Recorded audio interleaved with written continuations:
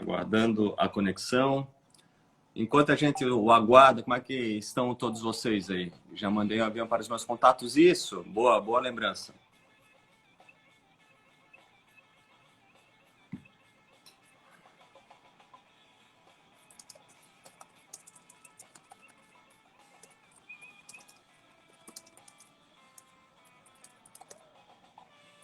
Pronto, eu já aceitei a chamada do Dr. Anderson.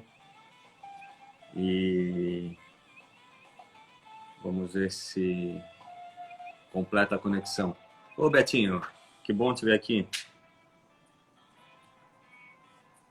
Pessoal, mandem os aviãozinhos para as pessoas que vocês acreditam que vão gostar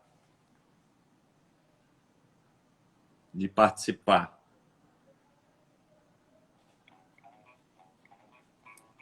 Ele não está conseguindo conectar. Espera aí.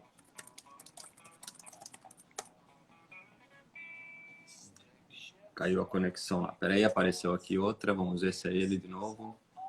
Pronto. Agora eu estou mandando para ele a conexão ao contrário. Aê! Deu certo no final das contas. Deixa eu só mudar as coisas aqui para não dar interferência. Tudo bom, doutor Anderson? Tem que cuidar aqui. Pelo computador. Pelo computador você conseguiu? Não, não consegui. Vou ter que entrar pelo celular. É, porque não dá mesmo. Se tivesse conseguido, eu ia te perguntar como faz isso. Ah, é? Então tá bom. Então... Claro, vivendo e aprendendo. Tua primeira live, doutor Anderson. Anderson só aqui, né? Tua primeira live no Instagram? No Instagram é a primeira vez. Antes de mais nada, Rafael, muito obrigado pelas flores aí que você mandou. Assim, claro, a gente sempre trata bem os nossos convidados. Gostou do vídeo? Essas rosas vermelhas, não sei se são colombianas. Eu nunca tinha ganhado rosas vermelhas, assim, sabe? As colombianas são maiores, né? Pois é, ficaram muito bonitas, assim, um buquê grande, né? Muito obrigado. Honras da casa. Se eu tiver que mandar rosas colombianas para todo mundo agora, eu vou precisar do patrocínio de uma floricultura. Anderson, agradecendo as rosas, agradeço ter aceitado falar sobre um tema que é super interessante, mas que a gente corre o risco de bater em algum ponto mais polêmico, mais crítico, não é a intenção. O Betinho já está dizendo aqui que a tua internet não deve ser boa, mas vamos lá, estamos sujeitos a riscos aqui. Tem um gato aqui com o vizinho de cima, então... Imagina. Pessoal do nosso... Para quem não sabe, nós nos conhecemos aí, sei lá, mais de 30 anos tranquilamente. Então, nós temos um grupo e o grupo dos nossos amigos de mais de 30 anos estava muito oriçado com essa... E numa expectativa muito grande com essa live, né? Uns quase cinquentões fazendo live e se comportando que nem adolescente, porque é novidade pra gente, né?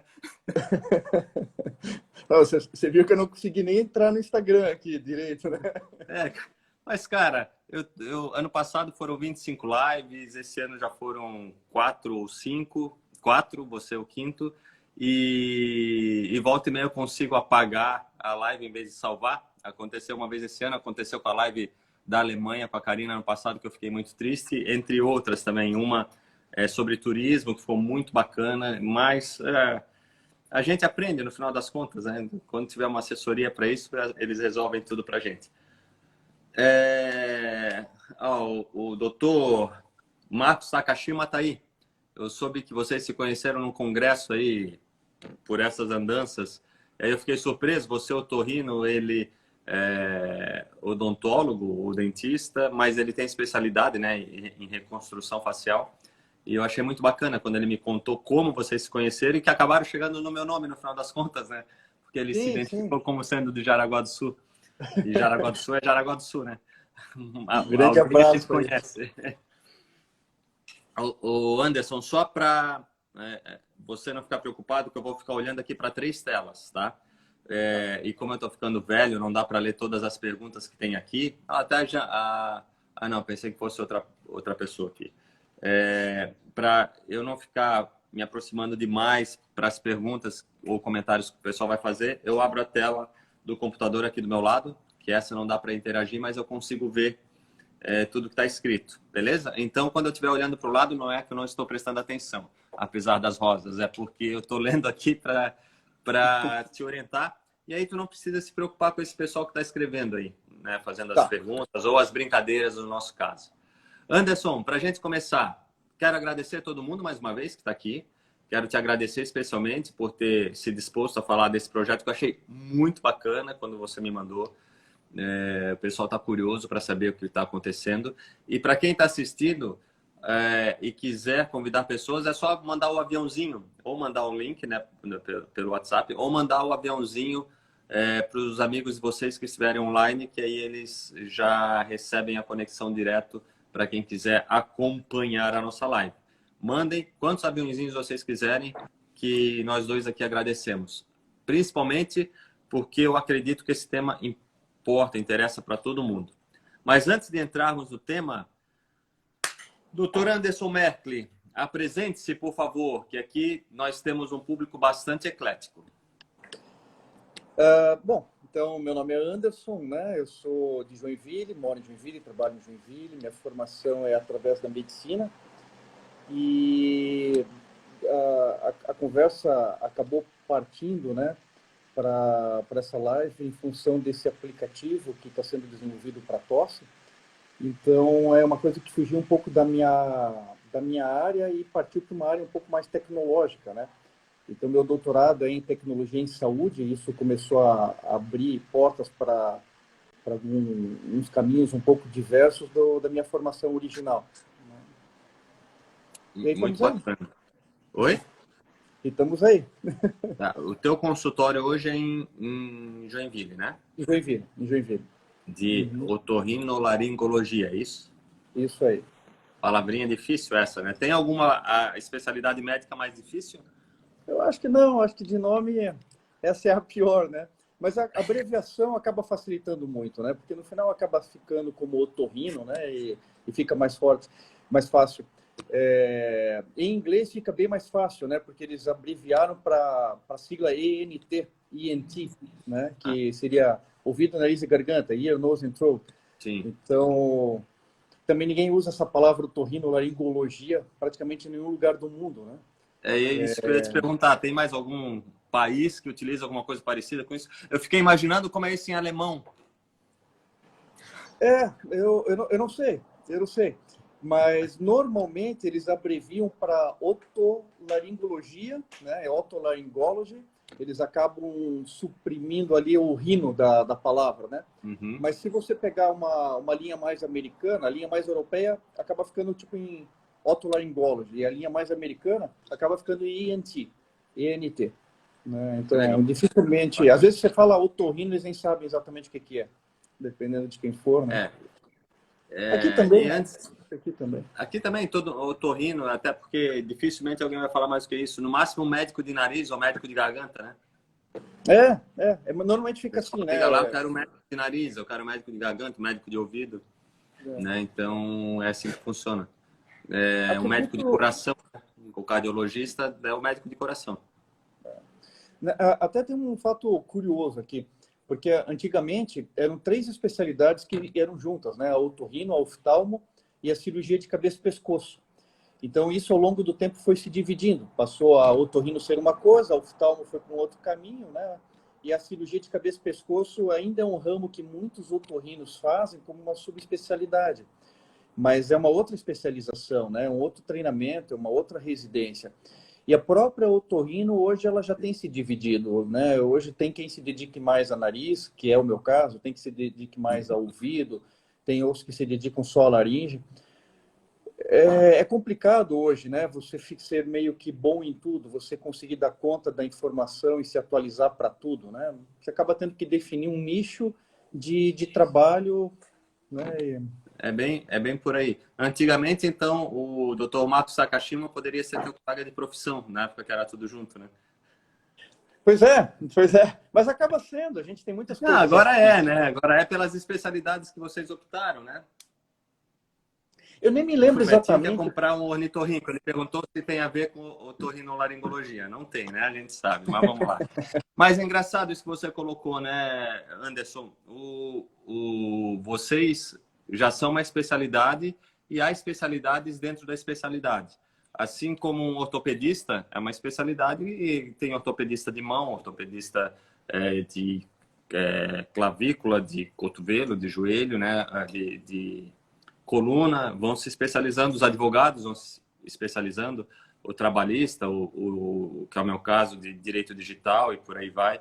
Então, há uma tendência muito natural de deixar as profissões cada vez mais especializadas. E é bom para todo mundo, né? As pessoas ficam melhores naquilo que se especializam. Eu não tenho a menor sombra de dúvida. Inclusive, daqui 2 ou 3 semanas, eu não tenho certeza agora, né? Dia 4 de maio, se eu não me engano, nós vamos fazer uma palestra, uma live com 2 ortopedistas que estão desenvolvendo técnicas com tecnologia também. Um deles, inclusive, foi citado pelo CEO da Microsoft por conta de uma cirurgia que fez com 2 colegas, se eu não me engano, nos Estados Unidos e na Itália, na França ou na Alemanha, não me recordo agora.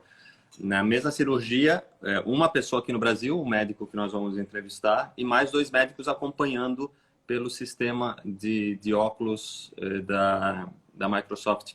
Muito bacana. Então, a tecnologia está envolvendo muito as questões médicas. 2 anos atrás, quando eu tinha Disrupção Ponto Tudo, eu fiz, que era um evento que trazia convidados para falar sobre os impactos da tecnologia nas suas profissões. Eu trouxe um professor de educação física e um ortopedista e, cara, eles trouxeram tantas coisas novas que eu não sabia, tanto para o esporte quanto para o exercício de pessoas não esportistas e tecnologia para tratamento, que é impressionante, né? É muito impressionante. A gente sabe que os robôs, os programas e os equipamentos estão cada vez mais avançados. E aí a gente chega no teu projeto, né? Que é um projeto, do meu ponto de vista, bastante impactante se for levado adiante, né? Me diz, antes da gente entrar no teu projeto, do ponto de vista da tua especialidade, quais são os impactos da Covid na saúde do ser humano? Na otorrino, né, o que mais ficou assim como característico foi essa história da perda do olfato, a perda do paladar, né?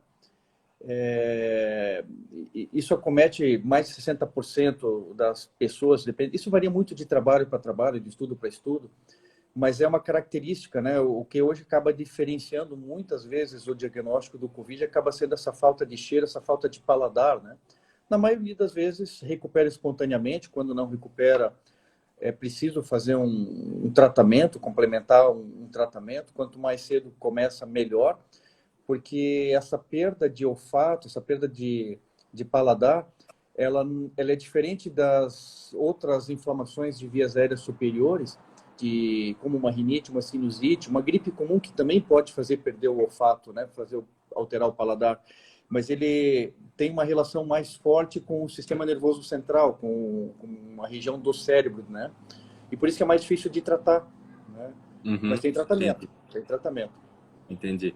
Eu vou fazer 2 menções aqui. A Samantha, que chegou dando oi para todo mundo, e o Dr. Gustavo Xavier de Camargo, que também já participou 2 vezes de lives aqui.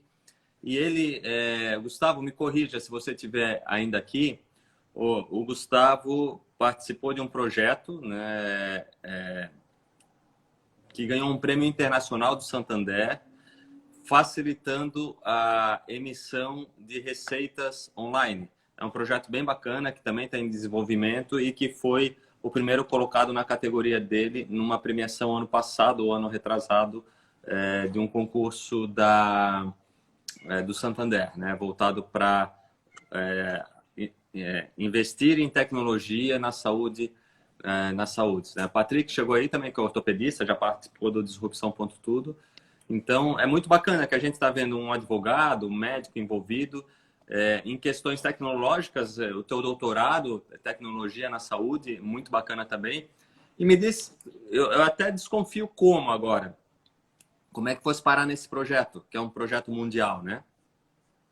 Até assim foi uma deixa interessante, você falou, né, dessa pluralidade de áreas, né, que estão se misturando. Tudo começou porque eu fui fazer um curso na Universidade de Stanford, num departamento chamado de Biodesign, né, que é mais voltado para a área de inovação. É um departamento já bem consolidado, eles têm 20 anos, já 20 ou 30, fizeram agora uma comemoração. E é bem interessante porque o objetivo deles é realmente assim unir especialidades. E esse prédio do Biodesign, ele fica entre as engenharias e o bloco das engenharias e o bloco da medicina. Então, ele faz realmente uma ligação entre as engenharias e as áreas biológicas, né? E começou dali. Então, foi um projeto que, na ocasião, a gente defendeu um projeto que era eu e mais 3 pessoas.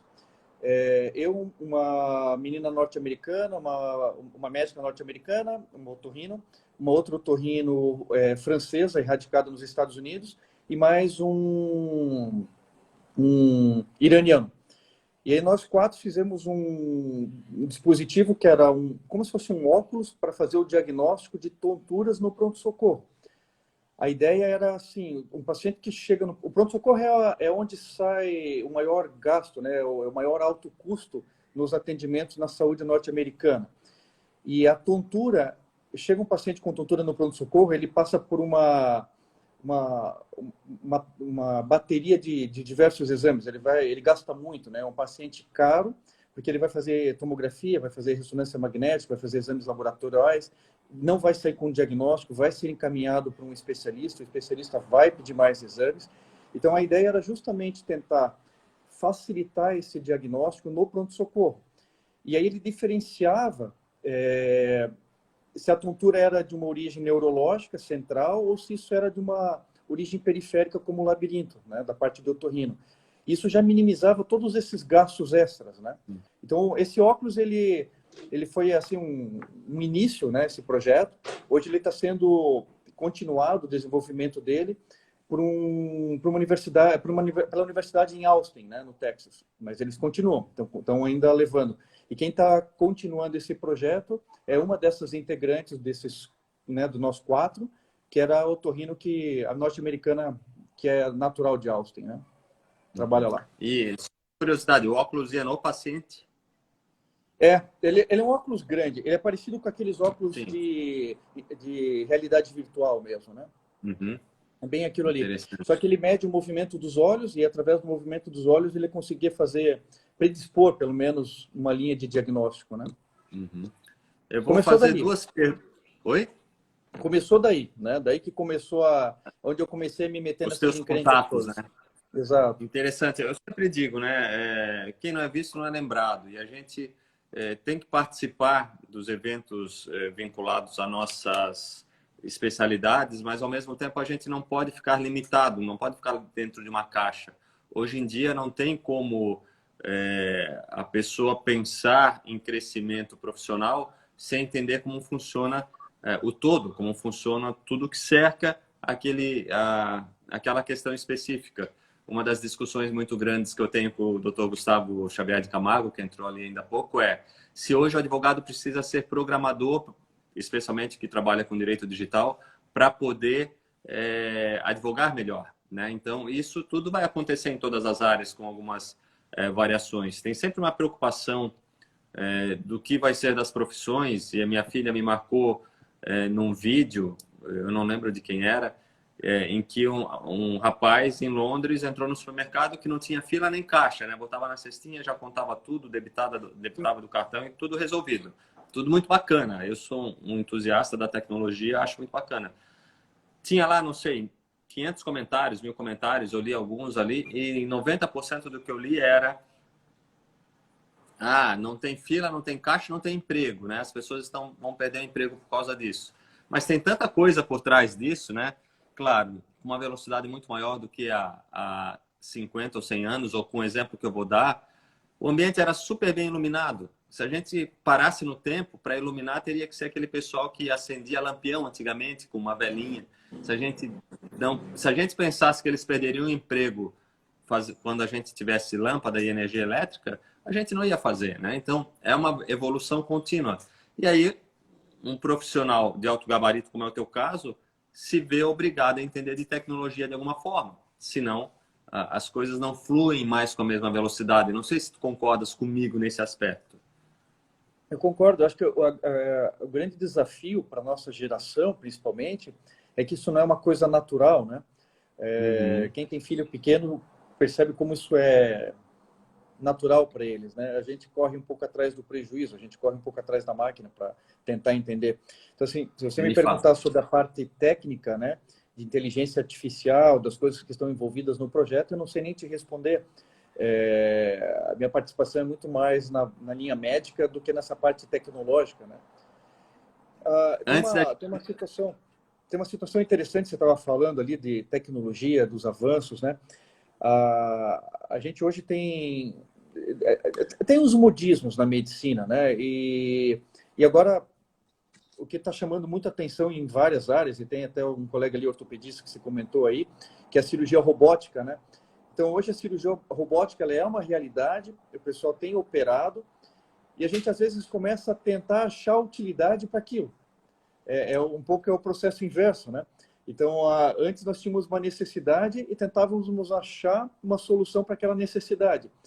Agora a gente está tendo, às vezes, a tecnologia, a oferta da tecnologia, e você tenta, de alguma maneira, colocar aquilo na tua prática, né? Na minha área tem muito isso em relação à cirurgia robótica, porque é uma cirurgia, uma técnica que está muito avançada já em muitas especialidades, e na otorrino ainda está engatinhando muito, né? A gente não vê muita utilidade para ela. Mas há um certo desespero na classe médica em tentar achar uma utilidade, uma forma de usar isso, né?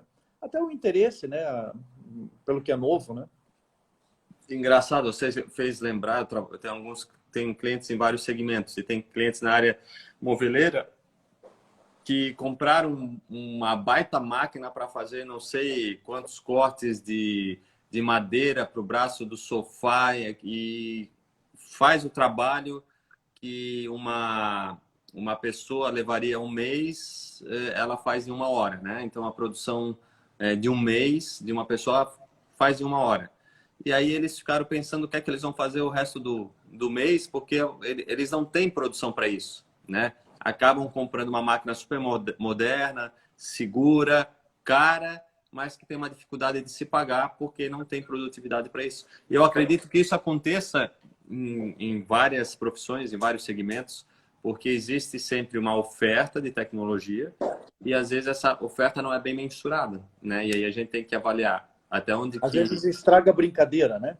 traga brincadeira. Mas ainda assim eu É, sou fã da tecnologia.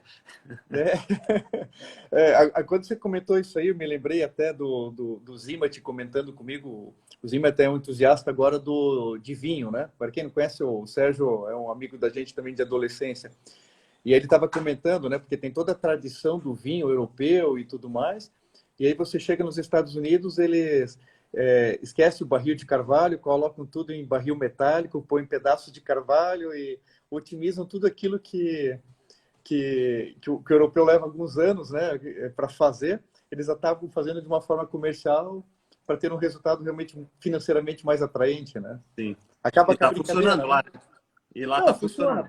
funciona. Uhum. Como mercado é excelente, né? Mas Sim. acaba realmente um pouco a brincadeira, né?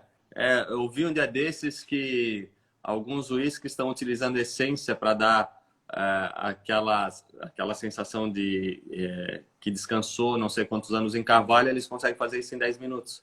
Realmente perde um pouquinho a graça. O gosto vai ser o mesmo até para um especialista. Não sei se a qualidade, mas o gosto vai ser o mesmo. O cara vai ser enganado, entre aspas, né? Mas aquela curtição, né? Aquela discussão sobre o que é, quando tem que trocar, mas isso faz parte, né, Anderson? Anderson, voltando aqui ao teu projeto, né?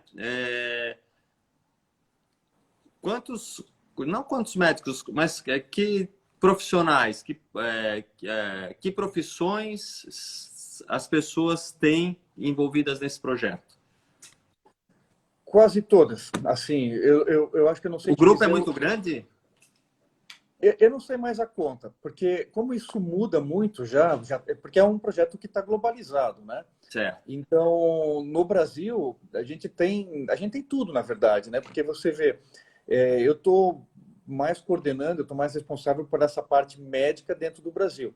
Aí a gente tem advogados, né, que faz toda a parte de proteção de dados, termos de consentimento, tem tradutores, né, para fazer a tradução dos documentos internacionais para cá, pessoal de marketing, né, só que uma coisa está sempre atrelada à outra, né? Tem um Uhum. pessoal que nos ajuda a fazer os registros de pesquisa, né? Até eu vi que há pouquinho a Aldrich entrou aí na live também. A Aldrich é o braço direito de todo mundo aqui em Joinville, porque quando a gente precisa dessas coisas burocráticas, não conheço ninguém que saiba resolver isso que nem ela, sabe? Sem ela nós não viveríamos. Então a gente acaba terceirizando alguns serviços desses para ela. E então tem gente de muitas áreas, sabe? De muitas áreas. Então tem as áreas aqui no Brasil, praticamente em cada país está tendo um grupo semelhante a esse que nós estamos desenvolvendo aqui. E aí o topo dessa pirâmide está nos Estados Unidos, está lá com o pessoal de Stanford, né? E quem é o grande responsável, né? Os créditos desse projeto vai para um japonês que é o Amil Kamazada, né? Então o Amil, que ele está sob uma coordenação dentro do pessoal lá do Biodesign da Stanford, e ele que está tocando esse projeto. Então ele coordena, ele tem um grupo dele lá, e esse grupo vai se dividindo em ramificações em cada país, né? Uhum. Nós estamos um pouquinho Bom, atrasados em relação ao que a gente gostaria de estar, né? Nós hoje gostaríamos de já ter mais dados coletados. Nós não conseguimos pegar a doação da tosse, digamos assim, né? sim, hoje eu fiz um questionamento na minha. Você doaria sua voz para um projeto tentando vencer a pandemia? Não sei exatamente os termos que eu utilizei. E teve gente que disse que não, né? Não sei se disse que não porque não entendeu ou porque não achou que poderia ter alguma influência negativa ou porque não quer ajudar, né? Ou por brincadeira. Não sei, mas teve gente que disse que não. A gente se surpreende às vezes, mas a gente também tem que considerar que, para quem não sabia o que estava acontecendo, é uma pergunta meio estranha, né? Você doa a sua voz. Eu achei ela muito provocativa quando eu vi lá no material que você me passou. Ela é provocativa, faz a gente refletir e, ao mesmo tempo, se questionar. Mas, para que o pessoal entenda mais do que a gente está falando, explica exatamente o que é esse projeto, Anderson, que até agora a gente ficou, né, circulando, mas o projeto em si, o que é e como funciona. O objetivo do projeto é facilitar o diagnóstico do Covid, né? E torná-lo acessível a áreas mais remotas e você baratear esse teste, né? A princípio, seria uma pretensão muito grande você querer substituir os exames tradicionais, mas seria algo a mais para a gente oferecer. Então, você não consegue, através do som da tosse, um ouvido humano, um médico, ele não consegue diferenciar o que é a tosse, né? Uma tosse da outra, o que é uma tosse de uma tuberculose, de uma infecção viral normal, e o que é uma tosse do Covid. E a inteligência artificial está conseguindo mostrar essa possibilidade de analisar essas frequências de tosse, né? Tem muitas variáveis, tem muitos viés aí, né? Nós temos problemas de sotaque, nós temos problemas culturais, né? Da forma de falar, um fala mais cantado, outro fala de forma mais seca. Mas, basicamente, você diferencia uma tosse, por exemplo, alérgica, que é uma tosse mais seca, uma irritativa, de uma tosse gripal, que é muito catarrenta. Então, parte daí como um exemplo simplificado de como que a gente faria essa avaliação da tosse. E a inteligência artificial tem conseguido mensurar essa tensão, essa frequência de tosse do Covid. E aí acontece a resistência que você falou de encontrar, eu encontrei um pouco também. Existe uma certa desconfiança, né? Porque é uma coisa que beira um pouco o absurdo, né? Parece uma coisa meio futurista demais. Então tem muita gente que desconfia disso e tem muita gente que também tem medo de colocar os dados, acha que está botando os seus dados, doando os seus dados pessoais ali, né? Na verdade é só um som, é o som da tosse. Então ele tem um mini questionário. Quando você entra ali na plataforma, esse questionário pergunta se você já teve diagnóstico de Covid, se você está com Covid, quantos dias você está com o Covid. Ele faz ele pega alguns segundos, né? Eu acho que, se eu não me engano, ele grava 5 segundos, 3 a 5 segundos da tua tosse. Então você tosse no teu smartphone, ele capta essa tosse. Se o teu aparelho for um aparelho não tão bom, ele vai pedir para você gravar de novo. E essa gravação registra a frequência da tua tosse, e isso é cruzado com informações de pacientes que você tem dentro dos hospitais. Então, a gente tem dentro de hospitais algumas triagens também. O paciente faz o exame, ele vê a tosse, vê como é que está, qual que é o resultado do diagnóstico dele, se ele tem um diagnóstico laboratorial, comprova esse diagnóstico, e essa comprovação você cruza com os dados controle, que seriam os dados que a população doa tosse, né? É mais ou menos, basicamente é isso. Não sei se eu me enrolei na hora de explicar. Não, eu entendi muito claramente. Até quero falar para o pessoal.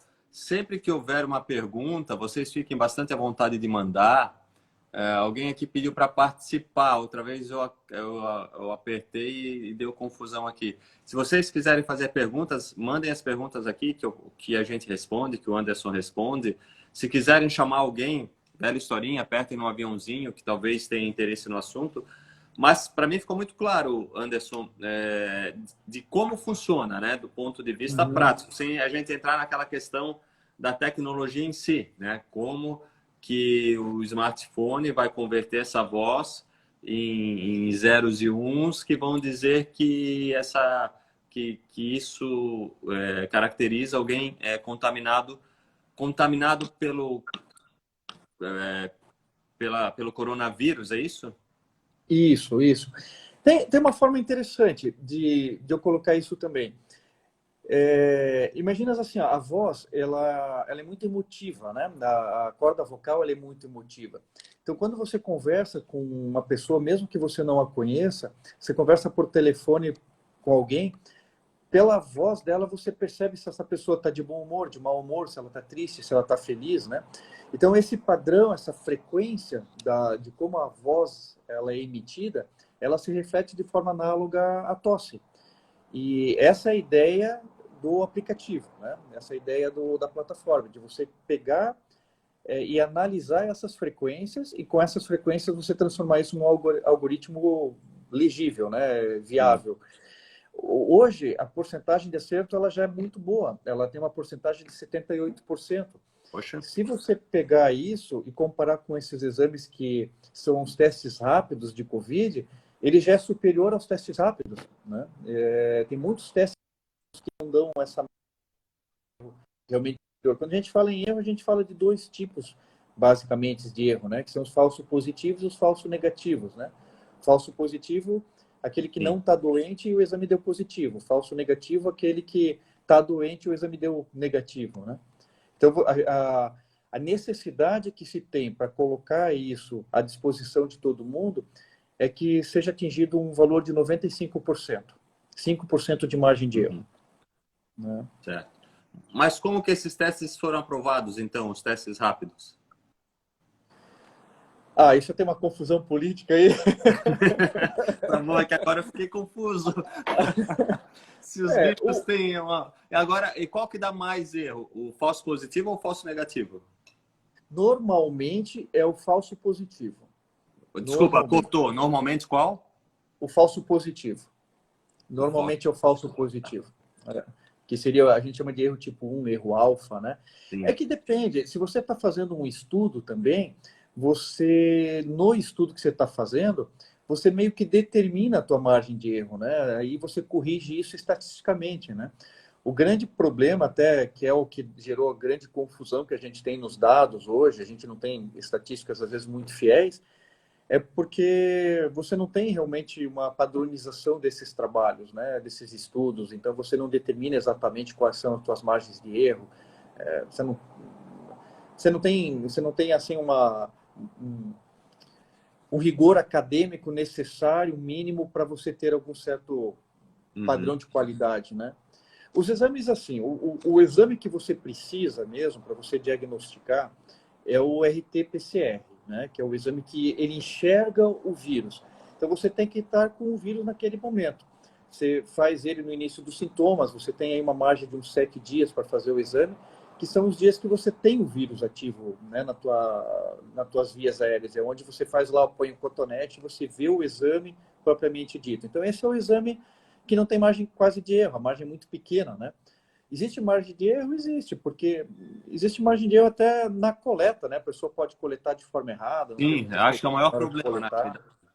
contaminação, né? Esses exames laboratoriais que acaba se fazendo, a sorologia, o IgG, o IgM, ele, ele vai se tornar positivo normalmente muito depois, quando a tua infecção já foi embora, né? Normalmente ele acaba positivando por volta de 3 semanas depois. É aí que você vai conseguir ver o IgG, o IgM, e as pessoas estão vendo, às vezes, esses exames como uma forma de você controlar se você está imune ou não está imune. E não tem muita relação com imunidade isso, né? O exame ele não é, na verdade, um marcador de imunidade, ele é como se fosse uma cicatriz. Ele é e você pode ter outras formas de imunidade, você pode ter imunidade celular que você não consegue evidenciar isso através do exame de sangue, né? Então tem pessoas que são imunes e você não vai conseguir ver isso jamais no exame de sangue, né? E esses exames, então, que são os testes rápidos, eles são para ser testes rápidos, né? A finalidade dele é muito mais estatística do que diagnóstica. Eles tiveram uma importância maior no início da pandemia, quando você queria localizar onde estavam os focos, né? Onde que está tendo casos, onde está sendo o funil aí que está espalhando, né? Está vindo de onde? Está vindo de Chapecó, está vindo de Joinville, está vindo de Florianópolis, de onde que está vindo? Hoje eles já acabam não tendo muita necessidade, né? Mas aí tem todo um interesse também de mercado, a insegurança das pessoas em querer fazer um exame, né? Às vezes até uma necessidade, eu tenho que fazer o exame, eu faço o exame praticamente toda semana, né? Então, porque é o medo também de você não querer contaminar ninguém, né? Então, como eu Na estou em sua profissão, contato no especialmente, né? consultório, não tem jeito, né? Eu preciso fazer esse duplo controle, né? É, verdade. Mas não tem muito sentido, por exemplo, você fazer o exame por fazer, para ver se já pegou ou não pegou. Não tem muito sentido porque não é porque você pegou uma gripe uma vez que você não vai pegar uma segunda vez. Então, o Covid tem essa história de você poder pegar novamente, né? E outras cepas, né? Outras cepas são, na verdade, vírus diferentes, né? Eles são outros vírus. Eu estou fugindo do assunto um pouco, não quero E ir a para outro gente caminho, vai que eu sei acabar que é o caminho que polemizando aqui, sai. a gente tem que cuidar, porque, cara, só para concluir esse tema específico, eu fico tão confuso como um advogado não estudioso dessa área de saúde, né, não estudioso de infectologia, não entendedor de um monte de coisa, quando eu vejo uma polarização, às vezes enraizadas em outros problemas, em problemas políticos, mas de médicos dizendo que pode fazer isso e de médicos dizendo que isso não resolve nada.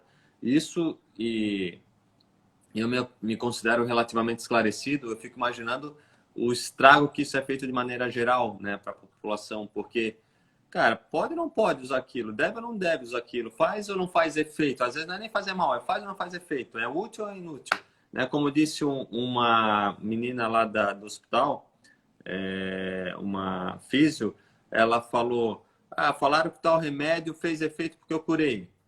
E aí ela respondeu, mas eu comi chocolate, eu tomei chocolate, comi pão de queijo e também me curei, né? A cura foi uma consequência do tempo, não foi uma consequência do remédio. Mas esse, como você falou, é um outro assunto. O que me espanta um pouco é, na própria classe médica, ter tanta divergência de opinião. Mas esse Mas a não mim é... também. Oi? A mim também. Pois é. Eu Mas, também. cara, quem sou eu para falar, né? Se a minha vida, e eu estou tentando sair dessa parte litigiosa, a minha vida de processos nada mais é do que duas teses sobre o mesmo fato e alguém vai ter que decidir qual tese que prevalece, né? quando perguntam para um advogado, eu tenho ou não tenho direito? A gente responde que depende. Hoje em dia isso virou na medicina uma coisa que eu nunca imaginei na minha vida, né? Eu posso ou não posso tomar isso aqui? Depende. Depende, cabe, né? Porque cada pessoa é uma pessoa, mas isso faz ou não faz mal? Depende. Eu digo assim, ó, qualquer coisa que a gente vai falar a partir disso aqui fica polêmico, né? Exato. Mas eu digo assim, ó, não existem soluções simples para problemas complexos. Não. Né? Dificilmente você tem problemas simples para problemas complexos. Se você tem um problema hoje, que ele é um problema mundial, não é... A gente tem um exemplo muito forte aqui, né, que foi aquela questão de Pomerode, da cura do câncer, uns anos atrás, na época, mudou toda a produção de medicação do governo. Isso a gente acompanhou faz menos de 10 anos, acho que uns 5, 6 anos atrás, ainda era na época do governo Dilma, né? Então, a pessoa lá em Pomerode, agora descobri a cura do câncer, e quanta judicialização teve para prescrever aqueles medicamentos. Da pílula lá? Da pílula, da cura do câncer, né? Acho que a gente tem um excesso de criatividade no Brasil, a gente gosta de acreditar nas coisas, né? Tem coisas que não são discutidas realmente no meio científico, mas acabam popularizando demais no meio do WhatsApp, no meio informal, né? Bom, não é o nosso, hoje não é o nosso problema. Isso daí, como a gente conversou outro dia, isso aí vai ficar melhor quando a gente puder se reunir e discutir com uma cerveja, que logo a gente na esquece verdade, disso. Assim, ó, a gente não pode ter opinião aqui nessas coisas, né? Na verdade, você fala assim, tem muitas opiniões diferentes. A opinião sempre vai ser diferentes, né? Porque tem viés de todos os lados em opiniões. Mas quando a gente está tratando assim de saúde, a gente tem que tratar com fatos, né? Exato. Então, eu não posso seguir opiniões, eu preciso seguir fatos, né? A medicina, é isso que caracteriza a medicina como uma ciência. A partir do momento que eu começo a tratar todo mundo por fatos, aliás, né, por boatos e por opiniões, eu estou deixando de lado que o que caracteriza a medicina como uma ciência, que é você seguir realmente uma lógica dos fatos, né? Eu vi uma palestra de uma americana uns anos atrás que ela dizia o seguinte, no TED, se vocês quiserem procurar, eu não lembro o nome dela. Me deem os números, que com os números a gente chega a alguma conclusão, mas me deem os números. Ela sempre fala, me deem os números, ou seja, me deem os fatos, né? O que a gente tem de concreto? E falando o que a gente tem de concreto, voltando para o nosso assunto, pelo que você falou, agora estão sendo feitas coletas, né, para esses diagnósticos, para fazer uma avaliação de acerto, para chegar a um índice alto de 95% para se transformar em realidade. É isso, né? Entendi. Isso. Porque essa é uma exigência do FDA. Né? O FDA seria a Anvisa americana, né? Sim. O FDA, ele exige 95% de acerto. Existe uma outra universidade, que é a Carnegie Mellon, em Pittsburgh, né? Na Pensilvânia, que eles estão fazendo um trabalho muito semelhante a esse. Então, esses dados estão sendo um pouco trocados, né? E isso está sendo feito com uma certa urgência, porque quanto antes isso sair no mercado, quanto antes a gente poder evitar divulgar isso, melhor, né? Quanto antes a gente poder fazer com que as pessoas usem isso e levar isso para lugares de menor acesso, né? Sem a menor sombra de dúvida. Pessoal, continue à vontade para perguntarem o que quiserem. Ou quase tudo, né, Anderson? Vocês têm uma projeção, uma expectativa de prazo? Ou... Tem. Na verdade, nós estamos correndo atrás já do atraso. Nós já estouramos o prazo. Mas, assim, isso tem que, teoricamente, estar viável até final do ano, no mais tardar, né? Uhum. Então, isso é para ontem, né? A gente já gostaria que isso tivesse pronto já para esse segundo semestre. A gente quer que isso esteja pronto, talvez até esteja, né? Então, o que acontece é assim, como isso precisa ser levantado dados de todo mundo, se um país às vezes atrasa, não necessariamente um país, mas uma região muito grande atrasa, isso dificulta muito essa análise das variáveis, né? Uhum. Está bem avançado nos Estados Unidos, na América do Norte, está bem avançado na Ásia, não está muito avançado ainda na Europa. Aqui na América Latina, a gente tem o Peru com bons números já, a Argentina com muitos bons números, o México.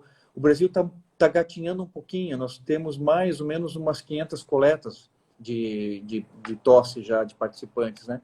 E agora a gente está começando, porque depende também de uma aprovação na plataforma Brasil, que é quem regulamenta, quem regulariza, digamos, as pesquisas científicas. E então agora a gente tá dependendo de alguns números, de algumas autorizações, para que a gente possa pegar os dados dentro dos hospitais também. Né? E aí, quando você tiver os dados dentro do hospital, realmente dá uma alavancada bastante grande nesses números, né? Mas os primeiros estudos intra-hospitalares foram feitos na Índia. Tá, deixa eu tirar duas dúvidas agora. Quando você falou que coletaram 500 tosses, foi por meio daquele aplicativo, correto? Isso, isso. Que E acaba qualquer divulgando, pessoa né? pode tossir mesmo que não esteja doente ou só quem está doente? Pode tossir mesmo não estando doente, porque os dados servem como controle. A Né? gente Então, tem que informar que não está doente, pelo menos, ou que não tem sintomas, isso, né? exatamente. Porque De nasquelas repente eu primeiras posso estar perguntas você vai dizer doente, isso. de repente eu posso estar doente e não saber, porque eu não tenho sintoma nenhum. E a ideia de vocês é, inclusive, identificar esses casos, imagino eu. Sim, sim, exatamente. Exatamente. Cara, seria fantástico, hein? O cara fazer o teste de caso. Eu diria assim que isso já praticamente é uma realidade, né? Uhum. Nós só não podemos ainda colocá-la em prática como uma realidade por não ter ainda um nível tão alto de resultados, né? Cara, já era teu fã, tô mais teu fã ainda. Vou Cara, ter mas que, os créditos não são meus. vou ter que mandar mais rosas. Vou ter que Não, mandar não, os rosa pro créditos... japonês. Mandar rosa pro japonês, vai ficar Manda complicado, para cara. eles lá. Os créditos não são meus. E Eu não é o Taka, acabei... né? o pessoal. Assim, tem toda uma equipe por trás, né? Tem muitas pessoas assim que estão muito envolvidas que acabam realmente não aparecendo. É o pessoal dos bastidores, assim, né? Uhum. E é um pessoal tão engajado que, assim, todos eles merecem muito mais créditos às vezes do que eu, né? É que a gente acaba aparecendo um pouco mais porque você tem que ter um nome sempre que meio que se responsabiliza pela coisa, né? Uhum. Então, a nível Brasil, por enquanto eu sou esse nome, né? Uhum. Então, mas é uma infinidade de pessoas, muitas delas eu nem conheço, as pessoas que estão participando. Toda semana vem alguém que me manda um WhatsApp, manda um e-mail, eu estou fazendo tal coisa no projeto também, e daí você começa a trocar conversa com as pessoas, e vem gente de tudo quanto é lugar, parece gente que você nem imaginava de onde é que vinha, sabe? É bem interessante, foi uma coisa Legal, bem né? bacana, bem divertida, no Porque final. tu vê um outro lado da tua profissão que eu acredito não teria visto se não participasse desse projeto, né? Dessa expectativa e tudo mais. Não sei, acho que só estando na tua pele mesmo, né? Envolvido com o projeto. Tem coisas que você não planeja e vão acontecendo, né? Assim, a gente vai se metendo em tudo que é encrenca que aparece, né? As coisas vão aparecendo quando você vê, você está no meio delas, né? E foi engraçado, porque eu não tinha conhecimento desse projeto, mesmo lá dentro de Stanford, estando em contato sempre com as pessoas lá. São vários projetos que estão sendo desenvolvidos simultaneamente, né? E a maioria deles... Essa área não é tão afim. Eu não sou uma pessoa que trabalho tanto com laringe, com vias aéreas inferiores. Já seria até uma subespecialidade do otorrino. Eu ainda vejo muito isso no meu dia a dia, mas já não é aquilo que eu sei responder melhor, que eu sei conversar melhor, né? Mas aí o que aconteceu? Foi justamente essa francesa que tinha participado, né, desse programa lá de biodesign da Stanford. De alguma forma, isso veio de lá para mim, como uma forma de eu assim, Anderson, precisamos da tua ajuda aqui. Eu falei, não, estou aqui, né? Estamos em tempo de pandemia, estamos loucos para sair do tédio, né? Arrumar alguma coisa para fazer.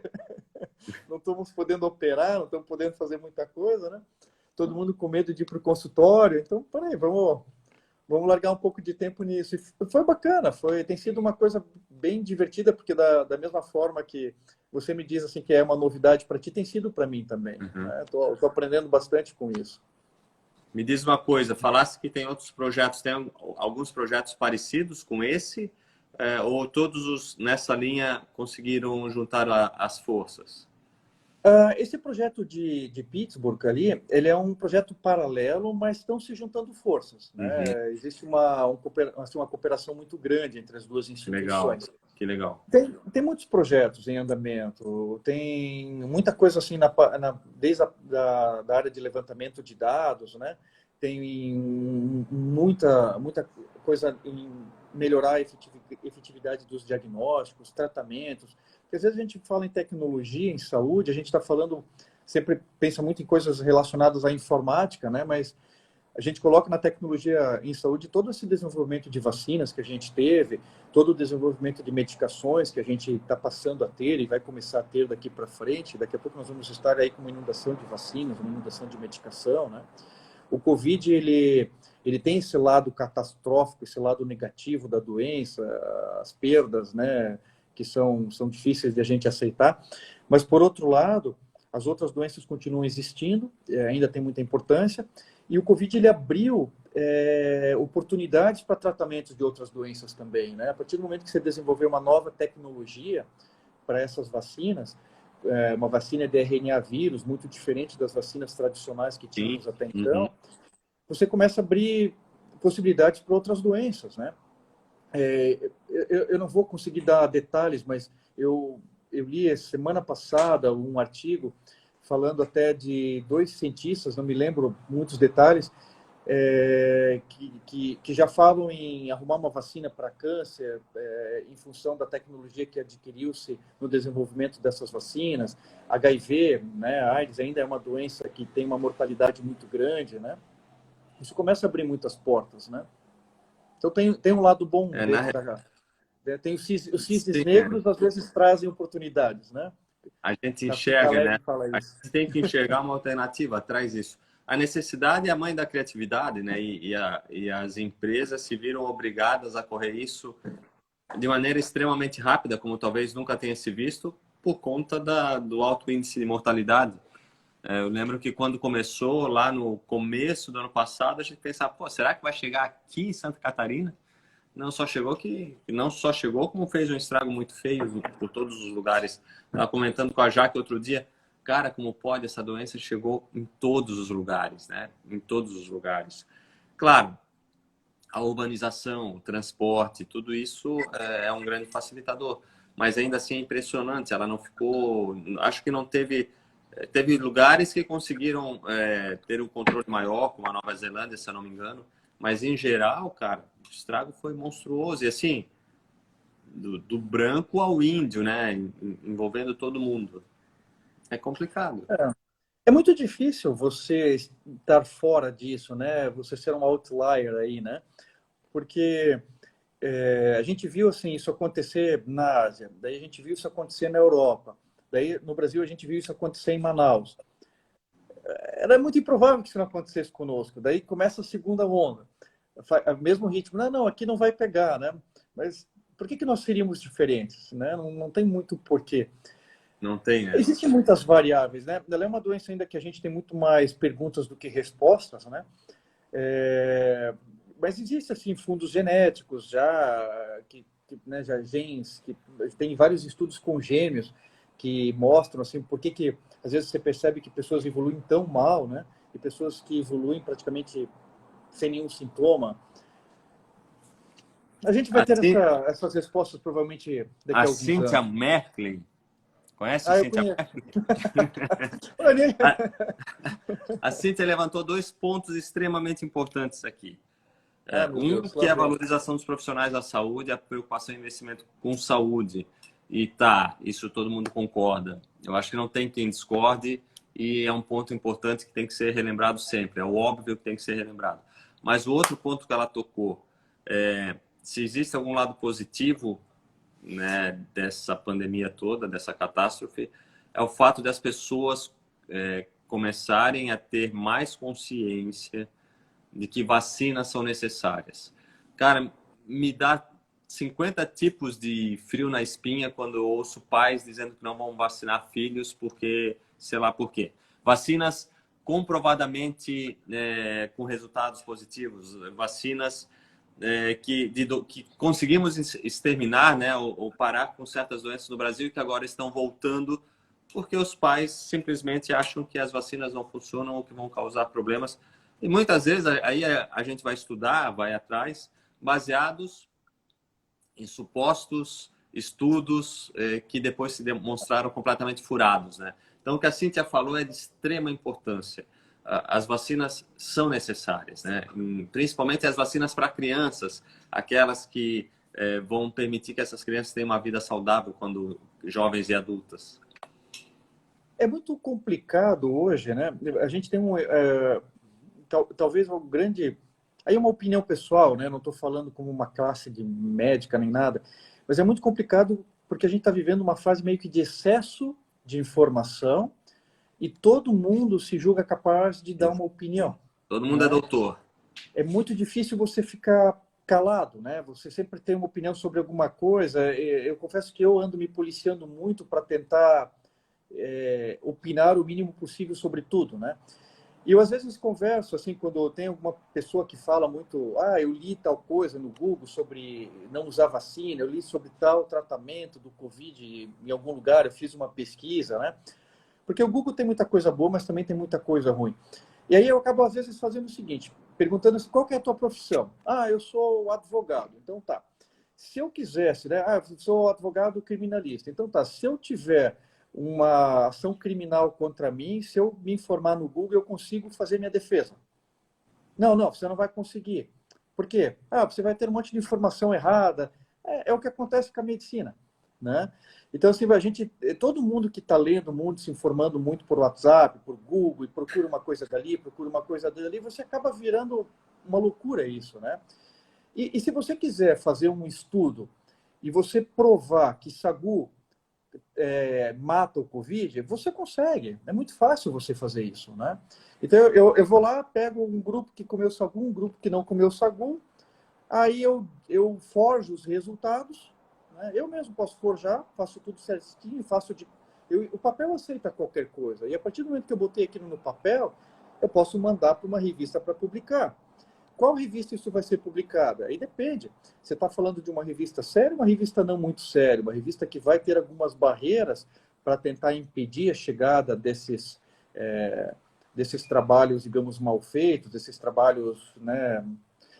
Porque tem cientistas que ganham dinheiro fazendo o trabalho. Tem revistas que ganham dinheiro publicando o trabalho. Então, se eu quero publicar, às vezes, minha tese de doutorado numa revista, se ela não for boa, tudo bem. Eu pago uma revista de menor relevância e eu publico. Custa $1.500, $2.000 fazer uma publicação internacional. Eles acabam aceitando, né? Então, são revistas assim... tem um nome para isso que agora eu esqueci, mas no fundo é um caça-níquel, né? Sim. Predadoras. Sim. São revistas predadoras que a gente chama. E você, para botar muitos artigos que eu recebi também, porque você recebe de todo mundo, né? É pai mandando, é mãe mandando, é amigo mandando. Olha aqui, você está falando uma coisa que está diferente aqui nesse trabalho, nesse Bom, estudo, eu já te mandei, né, para perguntar, inclusive. Acontece, né? Se eu coloco ali assim, Anderson, né, sei lá, médico da tribo Xingu e não sei o que, o papel aceita, né? Eu jogo no WhatsApp aquilo, põe um trabalho, o papel aceita. Então, a grande dificuldade é você aprender a fazer essa triagem dessas leituras e você saber o que realmente é relevante e o que não é. O que realmente é uma informação séria e o que não é. E eu confesso, assim, que na minha vida como médico, eu não aprendi a fazer isso na faculdade e eu fui só aprender a fazer isso no meu mestrado, no meu doutorado. Eu consegui analisar criticamente um trabalho para conseguir tirar uma conclusão e até às vezes conseguir saber o que é um trabalho bem feito, um trabalho bem redigido, um trabalho sério, o que é um trabalho forjado, quase 15 anos depois de formado. Porém, a gente está num mundo tão louco, como falasse ali, a gente tem muita informação e todo mundo se acha doutor em tudo, na tua área, na minha área, em qualquer área. Eu acho que... Mas o que acontece? A gente tem muita informação e pouco conhecimento. As pessoas estão lendo cada vez menos, cada vez mais superficialmente, cada vez com menos criticidade e tiram as conclusões mais ilógicas e absurdas, desde que essas conclusões estejam de acordo com o que ela queira que esteja de acordo. né? Se a gente pegar alguém aqui e formatar, e isso é possível, fatiar a nossa conversa, é capaz de algum louco aparecer dizendo que o doutor Anderson quase Não, pode falar, não tem problema. que o doutor, quase saiu o Não tem apelido dele problema. aqui, pessoal, que o doutor Anderson é médico que participa de um grupo internacional de desenvolvimento tecnológico de combate à pandemia, ao coronavírus, disse que sagu mata o vírus. É Sim. só cortar o que a gente conversou.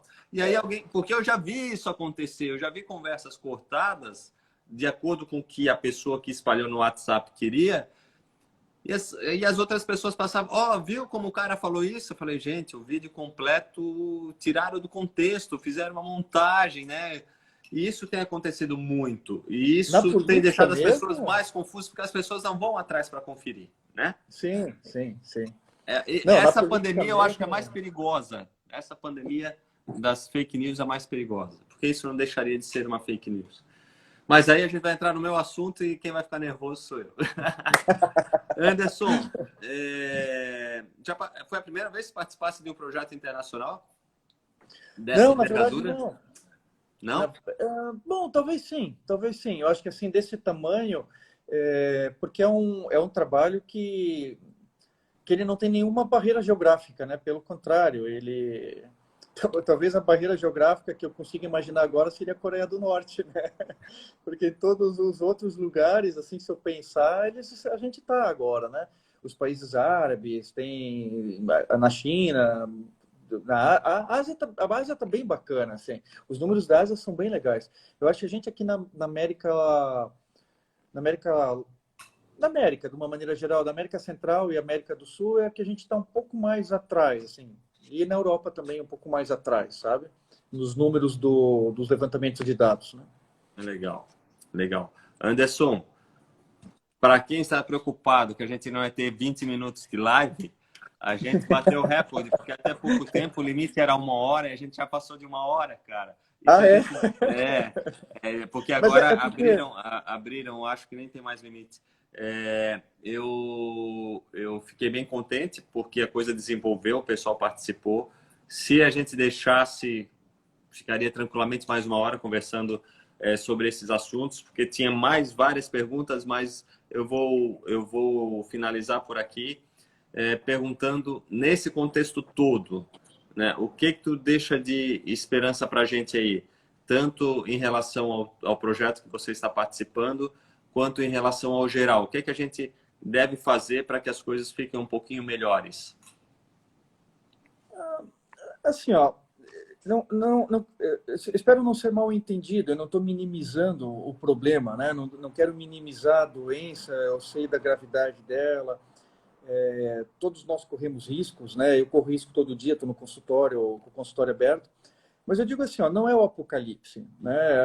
A gente está vendo que, mesmo que você somar todo o número de mortalidades que a gente tem no mundo, o número de óbitos, você vê que não é a pandemia de 1948, né? Não é a gripe espanhola. É uma doença séria. Hoje a gente tem um resultado muito positivo com as vacinas. Os tratamentos já são muito mais... Você já entende o paciente quando ele chega no hospital, você já sabe a hora de usar cada tipo de medicação. Então, até tem que cuidar um pouco, porque é muito tentador a gente ouvir essa ideia do tratamento precoce, né? Porque precoce dá sempre aquela ideia de que quanto antes melhor, né? Uhum. Mas existe uma hora certa para você tratar, e as pessoas são diferentes, as respostas são diferentes. Se fosse tudo muito simples, muito fácil, o tratamento precoce fosse igual para todo mundo, isso já teria sido implantado no mundo inteiro e nós não teríamos, por exemplo, no Brasil, o maior número de mortes que a gente tem, né?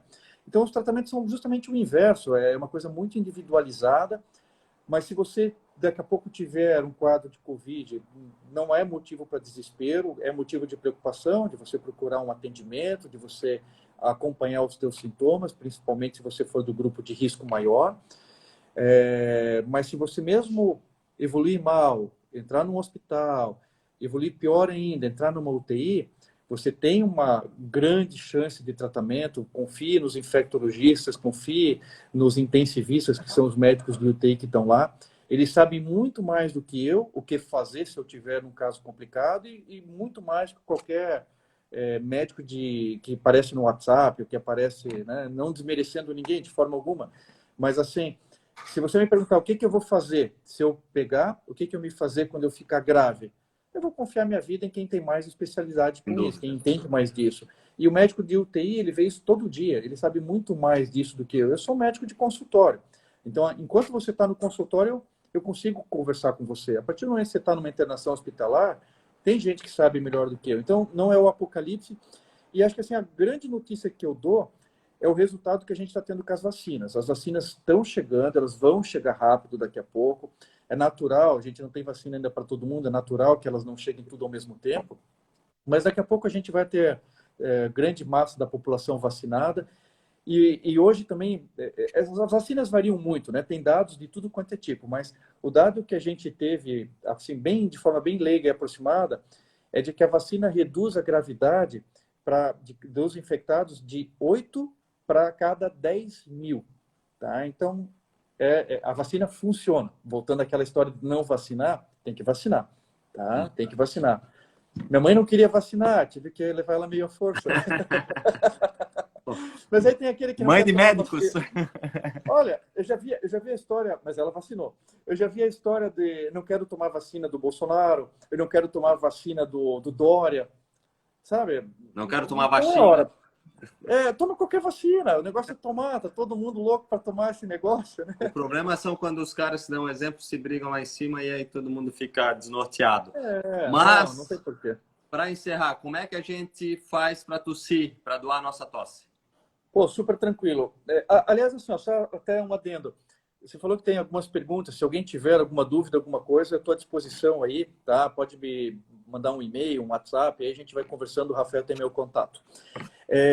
Mesmo pelo Instagram, se alguém quiser, né? Pode ser. Pode, bem tranquilo. Beleza.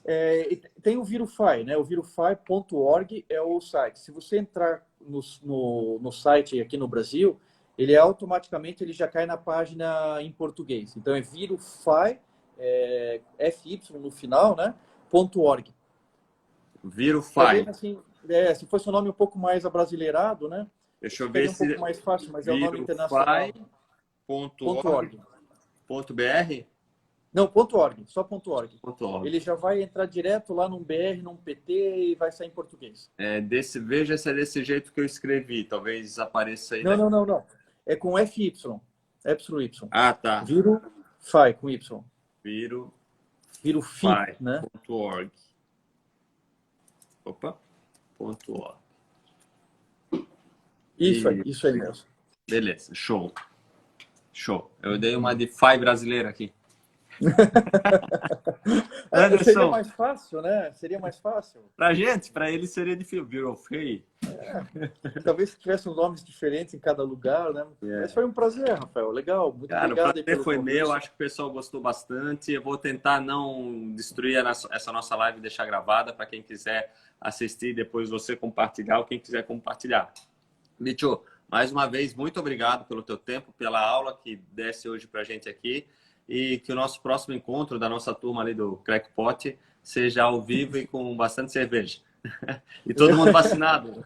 Tomara, né? Provavelmente vai ser ali pela tua casa, né? Provavelmente há uma chance, ali, há uma chance. Quem tem a casa mais legal pra gente visitar aqui de todo mundo é você, então. Nem eu. E mais uma vez, obrigado pelas flores. Não precisava, né? Lisonjeado. Será sempre lembrado. Abraço, Farinha. Valeu, obrigado. Valeu, pessoal. Muito obrigado pela presença de todo mundo até agora. Obrigadão aí também. Beijo. Tchau. Tchau.